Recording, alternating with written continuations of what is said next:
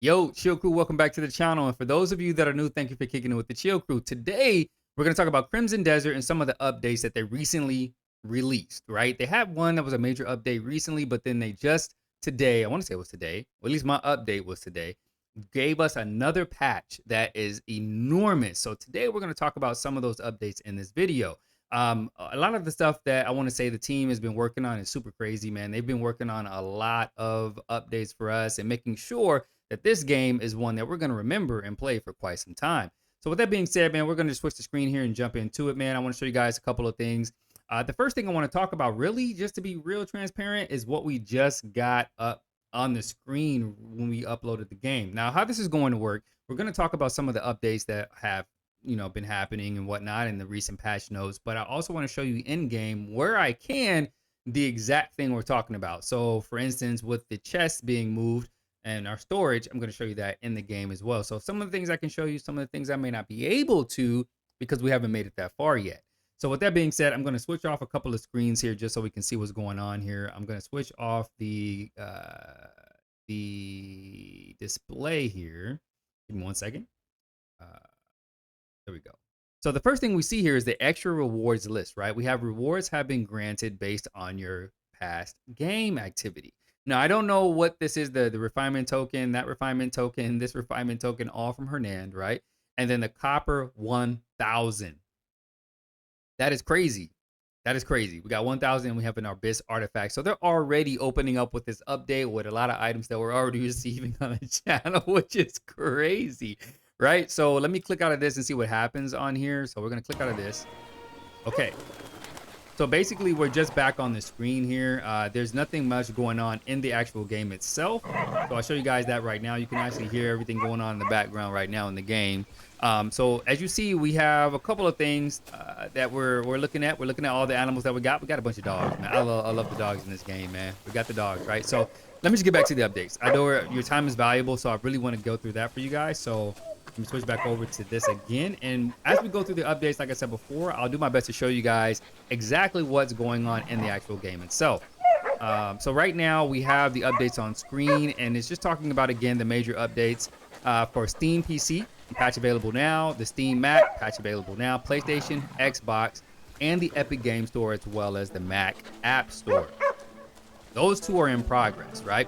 So this is the 1.01 update from March 28th, which is pretty cool. The major updates, the patch adds 5 summonable mounts, decreased loading times for fast travel and revival, and some more changes to controls as part of our ongoing efforts to improve the game's controls.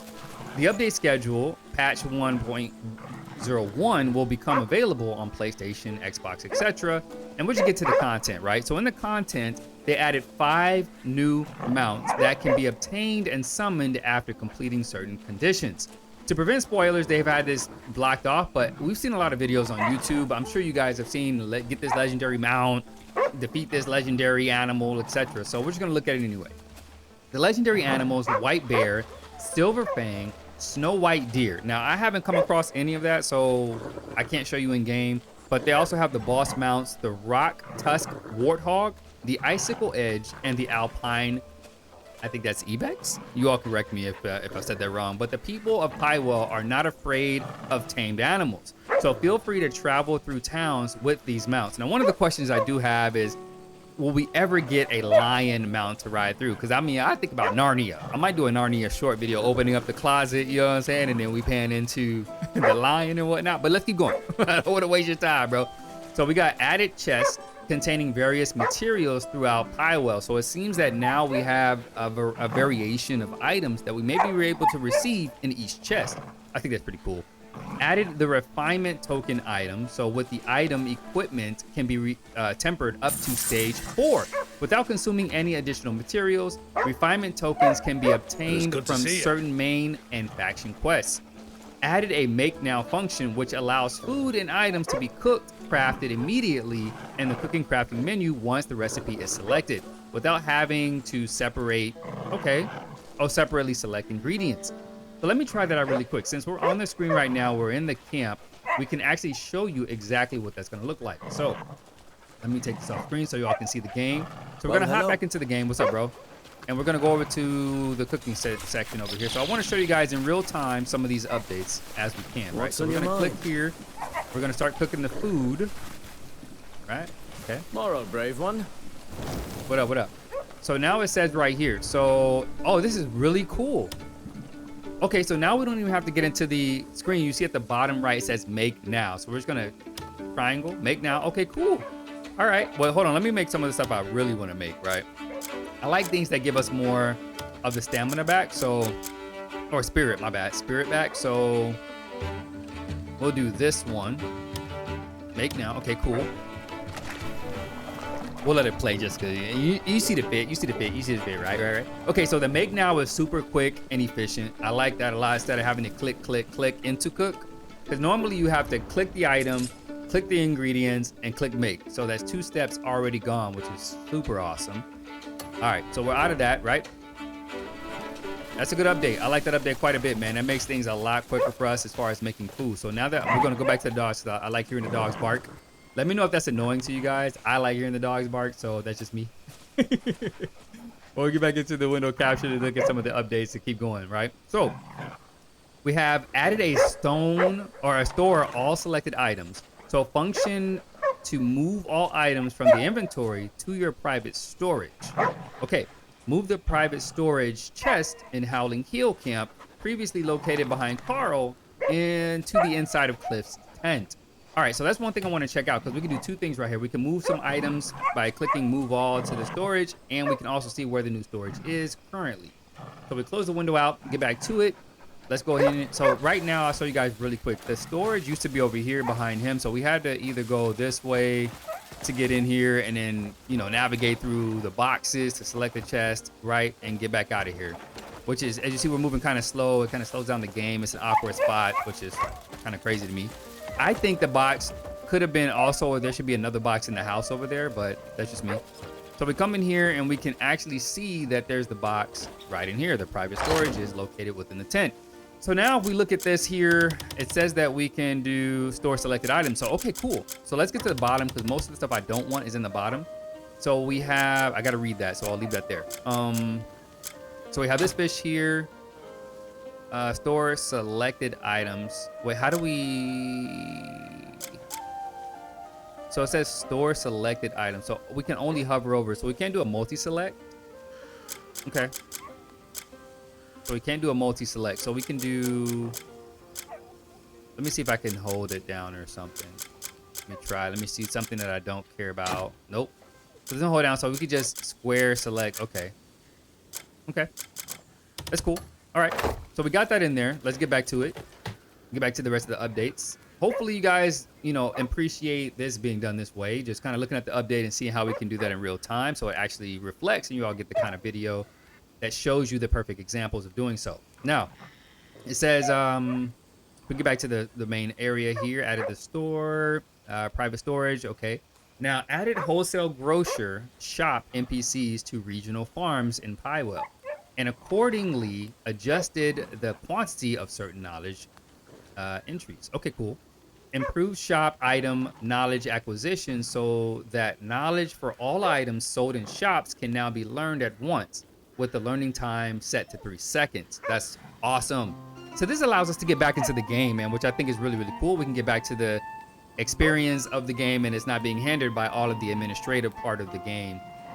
Like duties and whatnot. So improved lock doors so that an interaction button is displayed, allowing players to choose whether to use a key to open the door. Now, this was a point of contention for me personally, because I would go to a door not knowing if it was locked or not, and it would use one of my keys. So at least now we get to keep our keys and not worry about whether or not the door is open or locked, because now we get the option to choose to unlock the door, which I think is a fantastic add.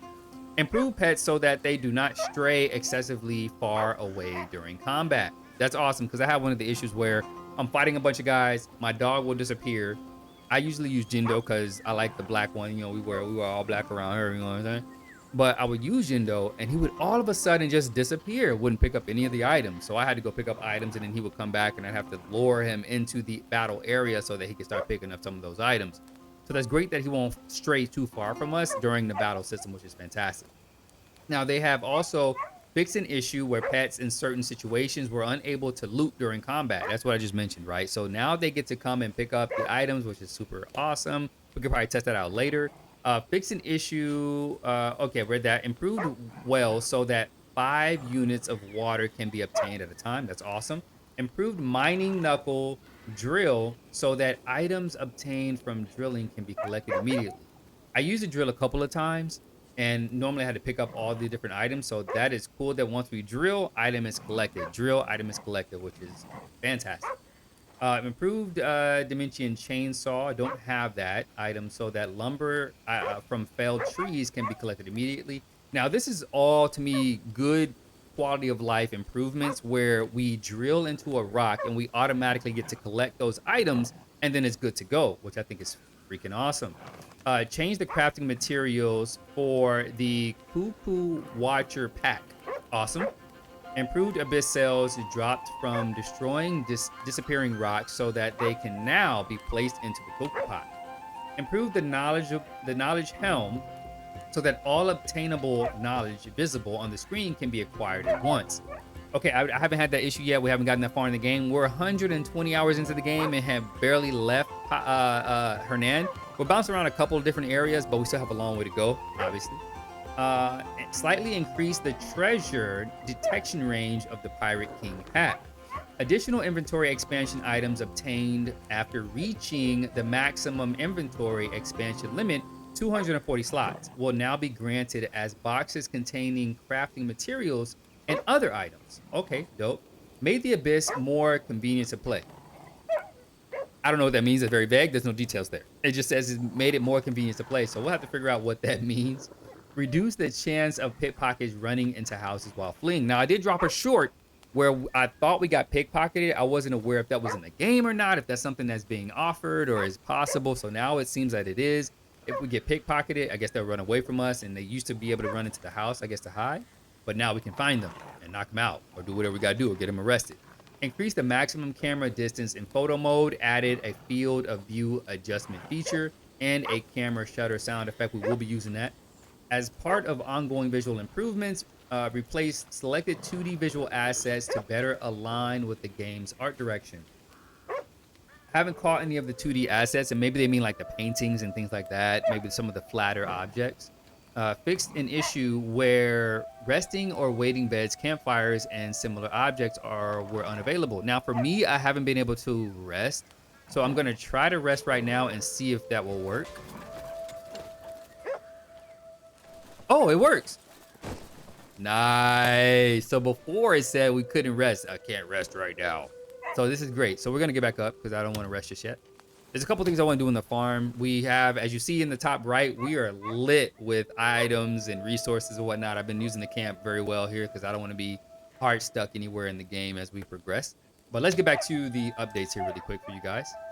So it says fixed an issue where resting or waiting at beds, campfires, read that. Fixed an issue where Damien and I think it's Onga, we only saw him one time, will become invisible under certain circumstances. Okay.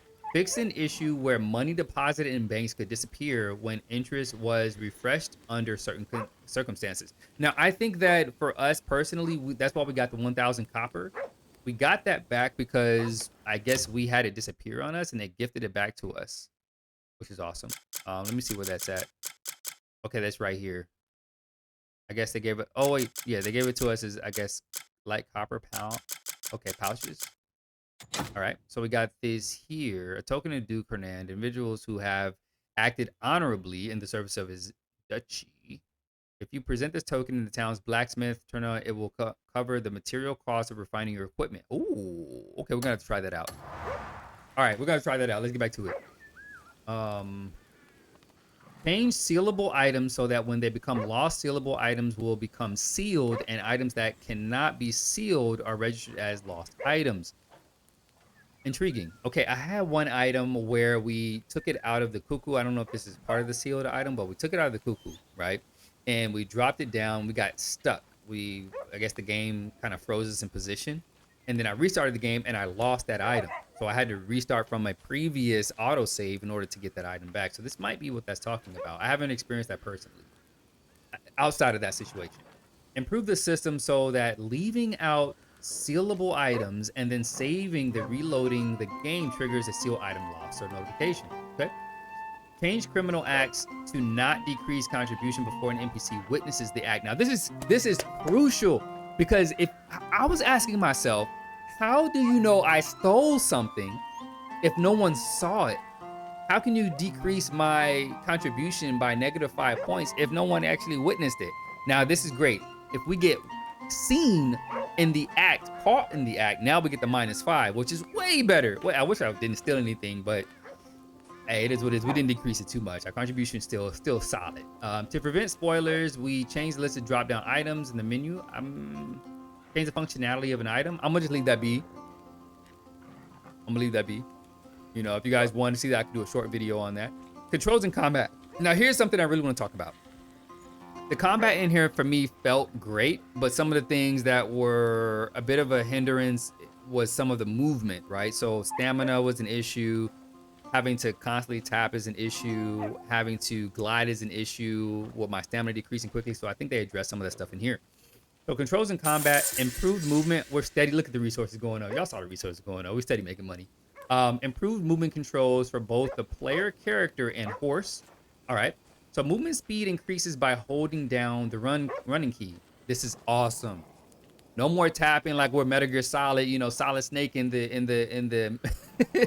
the like torture chamber, getting electrocuted, having to constantly press square. Nah, none of that. None of that. So we just get to tap the square button or the X button. That's just great.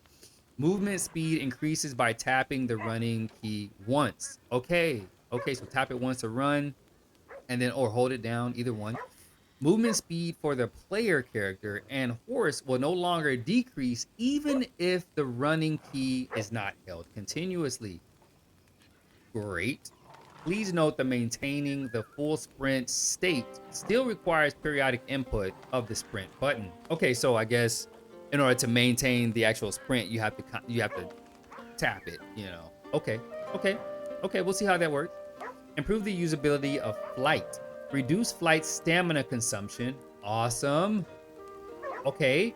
Fix the issue where the character briefly stops for a moment before moving in flight. So I want to try this out really quick, man. Just let me see what this is like, right?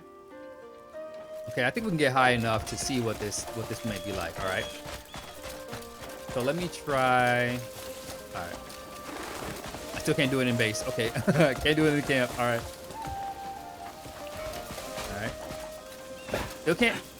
I still can't do it? All right, hold up.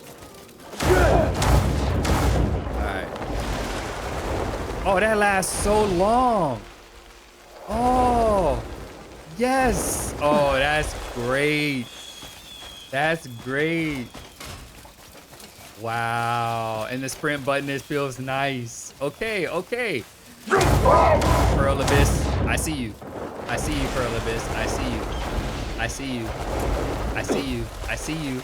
I like it. Let me get back to the dogs. Okay, hold on. Let's get back into the camp.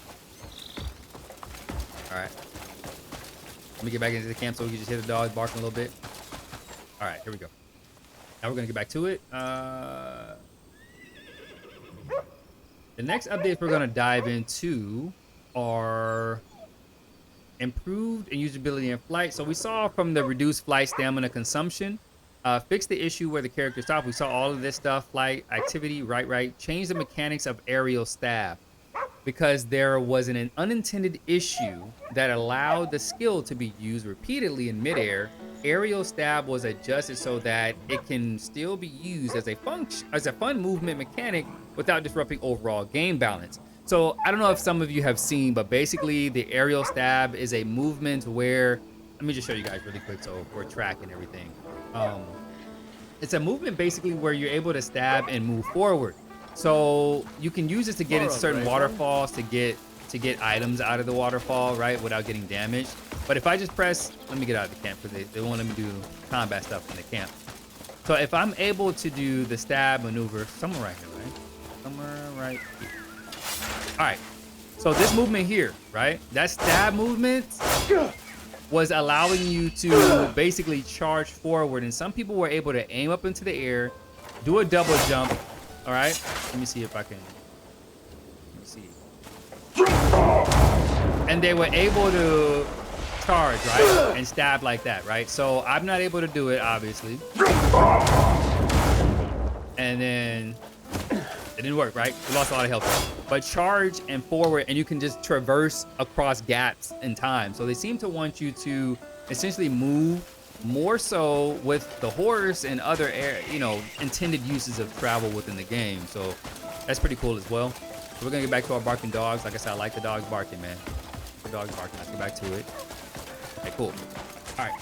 So the next update we're gonna talk about is probably more so in that vein of what was just mentioned. So let's see what we got.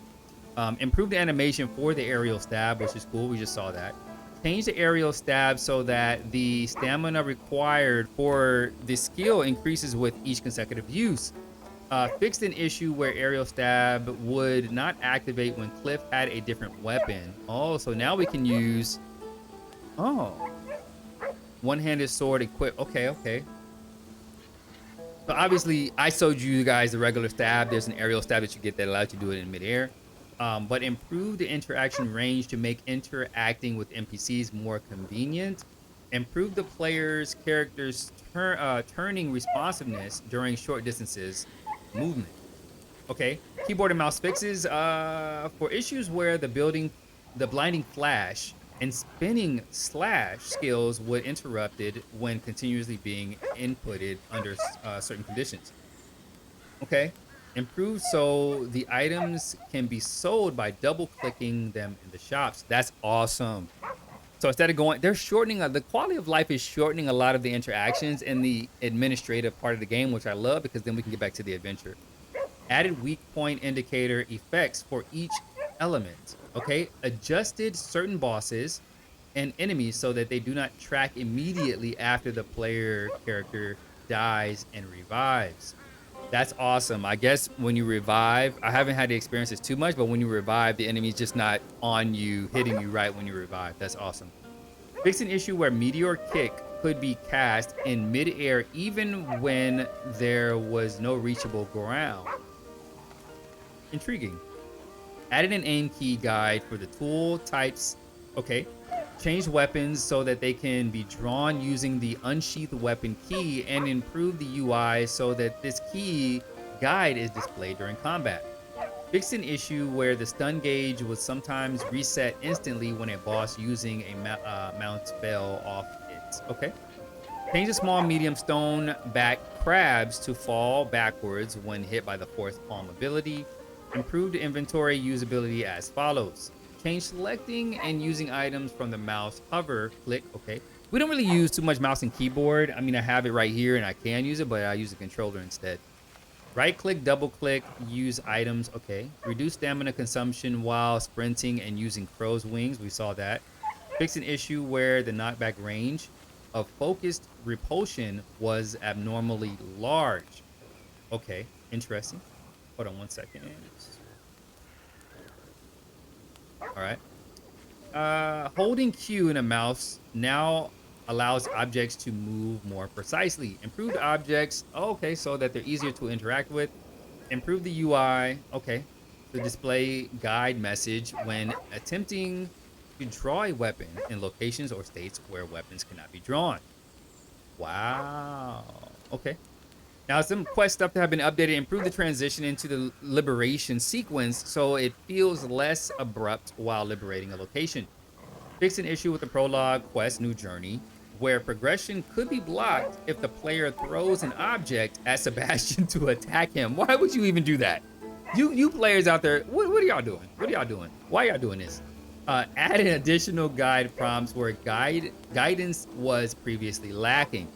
All right, I like this a lot. So they've added more stuff to tell us about more stuff because, as I said before in this game while playing it on stream, there doesn't seem to be as much guidance as we need. Now, I like the open world. I like exploring on my own and kind of bouncing around. But whenever there's a screen that pops up, it goes away so quickly that I can't seem to get to it or there's other things going on. So this is great. They've added an additional guide prompt where guidance was previously lacking. So they have some UI fixes and improvements, which I think this is where a lot of things are going to make a difference for a lot of you players out there, and those who have probably been waiting to play the game. Added a feature that allows the mini map to be fixed with north, okay, in at the top. Now, I don't like the fixed map. I like for myself to be rotating in the environment to see my direction, but some people may have a plot that they may want to go to and just fix the map so they can navigate up to that specific location. Added information in the skill menu showing that increases for the next skill level, showing stat increases. Okay. Added icons on the minimap to indicate the locations of keys and anvils. That's awesome. Improve the notification menu to allow checking quests, challenges, progress, accepted, completed, updated, rewards, information, and time details. The maximum number of stored notifications has also increased, to 2,000. Yes.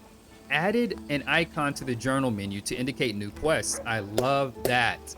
So sometimes when you go to the journal, there wasn't in the past a list of new quests. You had to actually go to it to see if there was a new quest. So it would say, essentially, let me show you guys so that you know what I'm talking about. So essentially, when you go to the new quest item section, you typically wouldn't know in the journal that there's a new quest, right? You would just see that there's the main quest, the faction quest, etc. And you would see like 19 out of 34, 14 out of 38. But, and you would see now I have all these quests unlocked. When we get a new quest, I'm sure it'll show us, hey, you got a new quest in this area or whatnot. But I had to go through and check to see if there were new quests in here. So this is super awesome, a super great update that they will let us know, like, hey, there's a new quest on this particular section here and you need to check it out. So that's dope. Okay, back to it. I'm gonna do my best to switch a little quicker with this stuff so we can keep the flow going. I don't want to interrupt the flow. I know your time is valuable. So right now, improved map, improved overall screen. So it says improve the cooking and crafting menu so that recipes of the same type, filling, satisfying, hearty, are displayed as a single group. Yeah, so if you guys don't know that there's levels to the same type of food that you can cook. So filling, satisfying, hearty, they have, as I mentioned earlier in the video, you can have health, right? Which is a large amount of health increase, and you can have spirit increase by a certain percentage. Then you go down a level. Satisfying may have just the health itself at a high level, and then hearty may just have a health at like a moderate level. So you technically can use more ingredients to make a hearty, a satisfying, or a filling level that gives you way more health and way more it wasn't stamina, spirit. I'm sorry, spirit percentage increase, right? So that stuff that you see in the items, which is super cool. Improved duo game so that the key guide for peeking is displayed during gameplay. Oh, okay. Remove the whiteout effect during the retry loading screen for death. Improve the knowledge menu UI so that both main categories and subcategories can be viewed at once. Change the key guide UI image for PlayStation controllers L3 R3 buttons to Xbox controllers LS RS buttons. Okay. Change the inventory UI so that when using pouch type items, use all is the option selected by default. That's great.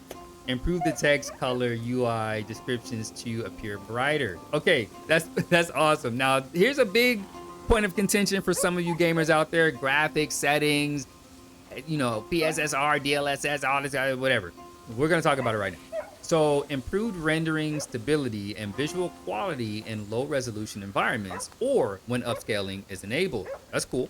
Improve the rendering to translucent materials such as hair, fur, and clothing when FSR, RR, or DLSS is enabled. That's really okay. I'm gonna play around with this to see what that looks like. PlayStation 5. Now, I have the PlayStation 5 in the back. I can go ahead and do that thing if we need to see what this is like, if you guys want to see that. But PlayStation 5 added a fixed 4K output option to provide a sharper gameplay experience. When this option is enabled, the game will output at 4K resolution regardless of whether the display natively supports 4K, allowing for a sharper image. That's dope. On the base PlayStation 5 in performance mode, enabling this option will allow you to upscale with FSR. This option is enabled by default and can be disabled. Nice. When disabled, the game will output according to the maximum resolution supported by the monitor. which is why you all should invest in a great monitor for your PlayStation 5, bro. If you bought a PlayStation 5, get you a monitor so you can get the best out of your PlayStation 5. You spend a lot of money on it. Fix an issue where screen noise would increase during long gameplay sessions. I've never had that happen. Maybe that's a PlayStation 5 thing. I don't know. I haven't had that happen. Fix an issue where displacement mapping was not applied currently when DLSS was enabled. In addition, DLSS preset has been changed from D to E, improving overall visual quality and fixing an issue where texture animations such as waterfalls could stop playing. Performance stability gameplay. All right. Loading times have been reduced when traveling via abyss traces and when respawning after death. Fixed several stability, performance optimization, and crash issues across PC, console, and Mac. I have dealt with some crashes recently and some freezes, so this is fantastic to see that I may not be dealing with this anymore, which is awesome. Fix an issue where frame drops occur during the battle against Protocol. I guess we still got to get there. Localization. Okay, fix a UI issue where the current quest objective could incorrectly display certain items descriptions instead. Fix the various localization errors and improve localization quality. All right. And others added sound effects with certain animals who eat meat. That's cool. And other fixes. So I'm not going to read through all of the other fixes here. Okay, so it says fix an issue where certain interactions would not function when enhancing tools. Okay, so there's a lot of stuff going on here. There's a lot of issues you guys can read through here. I mean, if you guys want me to actually go through this next time, I can actually go through this in a deeper dive, but I think this is pretty much good to go. If you guys want to know more about this, you can go to known issues. For known issues, please click the link below. And this link will be in the description of the video. I'll make sure I include this in here just in case you guys want to reference that and reference this update here if you haven't seen it yet. I'm sure you have. If you play this game or are interested, you probably caught another video.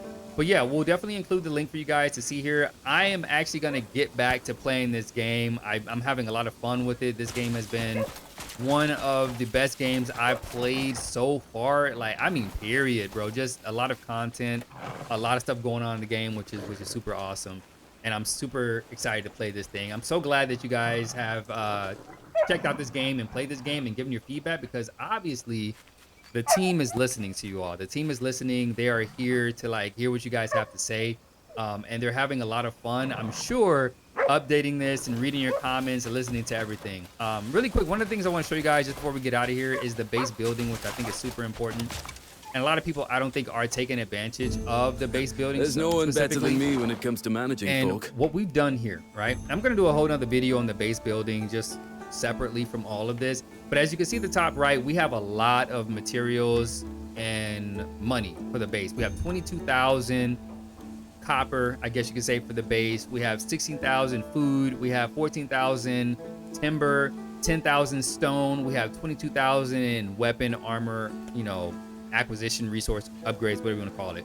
But the way that I've done this, and I've done this at the beginning of the video. I started building out the camp before beginning of the game, before we started playing through any really crazy amount of the game itself, because I thought that, hey, this camp has to be here for a reason, and there's got to be something to the resources here and why they're here and what's going on.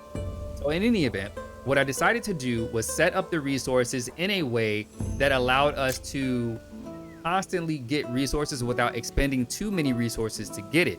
And how I did that is basically I found a couple of places where we can constantly get money by providing security.